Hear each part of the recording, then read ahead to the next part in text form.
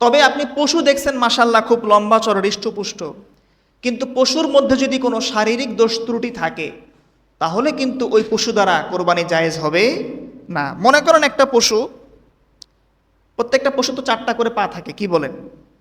এখন গাবতলী হাটে গরু আনতে গিয়ে, ট্রাক থেকে নামাতে গিয়ে বা উঠাতে গিয়ে একটা গরু বা একটা ছাগলের যদি এরকম হয় যে একটা পা আঘাতপ্রাপ্ত হয়েছে, এমনভাবে সে আঘাত পাইছে যে সে 3 পায়ে চলে, আরেক পা মাটিতে কোনোভাবেই লাগাতে পারতেছে না, এত বেশি আঘাতপ্রাপ্ত হয়েছে, তাহলে ওই পশু দ্বারা কোরবানি করা জায়েজ হবে না। তবে যদি এরকম হয় যে 3 পায়ে চলে আর 4 নাম্বার পাটা একটু একটু মাটিতে ঠেক লাগাইতে পারে, মানে ব্যথার কারণে পারে না, অল্প অল্প পারে, তাহলে কি ওই পশু দ্বারা কোরবানি করাটা জায়েজ হবে। এরপরে আসেন পশুর দাঁত। দাঁত আছে না পশুর?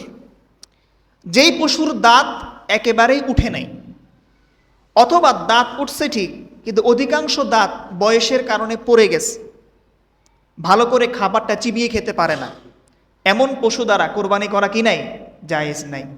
আর যদি এরকম হয় যে পশুর দাঁত অধিকাংশ আছে, খাবারও চিবিয়ে খেতে পারে, তাহলে সে পশু দ্বারা কোরবানি করাটা জায়েজ হবে। এগুলো ভালো করে দেখে তারপরে পশু কিনবেন, শুধু মোটা পশু কিনলে হবে না।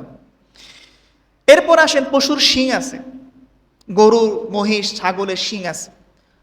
কোনো পশুর শিং যদি একেবারে গোড়া থেকে উঠে যায়, মানে এক পশু আরেক পশুর সঙ্গে মারামারি করতে গেছে, তো শিং একদম গোড়া থেকে উঠে গেছে, শিং যদি একদম গোড়া থেকে উঠে যায় তাহলে ওই পশুর মস্তিষ্কটা ক্ষতিগ্রস্ত হয়, এমন পশু দ্বারা কোরবানি করা জায়েজ নাই। আর যদি এরকম হয় যে পশুর শিংটা ভেঙে গেছে মারামারি করতে গিয়ে, বা অর্ধেক শিং নাই, অথবা শিং একেবারে উঠেই নাই, তাহলে সেই পশু দ্বারা কোরবানি করা জায়েজ হবে। এরপরে পশুর কান এবং লেজ দেখবেন।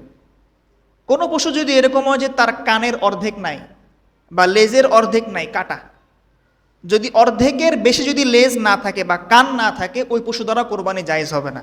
আর যদি অর্ধেকের বেশি থাকে তাহলে জায়েজ হবে। পশুর চোখ দেখবেন, চোখ অন্ধ কিনা। অনেক পশু আছে দেখবেন, খামারি যারা আছে তারা অনেক দূর থেকে তো পশুগুলোকে ঢাকায় নিয়ে আসে, চোখের মধ্যে মরিচ দেয় যাতে করে ট্রাকের ভিতরে দাঁড়ায় থাকে এক অবস্থার ভিতরে।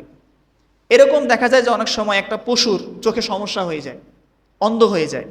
এরকম কোনো অন্ধ পশু দ্বারা কোরবানি করা জায়েজ হবে না। টোটাল একটা পশু কিনতে গেলে আপনাকে তার শারীরিক দোষ ত্রুটি দেখতে হবে। যদি সে একদম শারীরিক ত্রুটিমুক্ত হয়, হৃষ্টপুষ্ট হয়, তাহলে এরকম পশু দ্বারাই আপনার জন্য কোরবানি করাটা উত্তম। সুবহানাল্লাহ পাঠ করেন।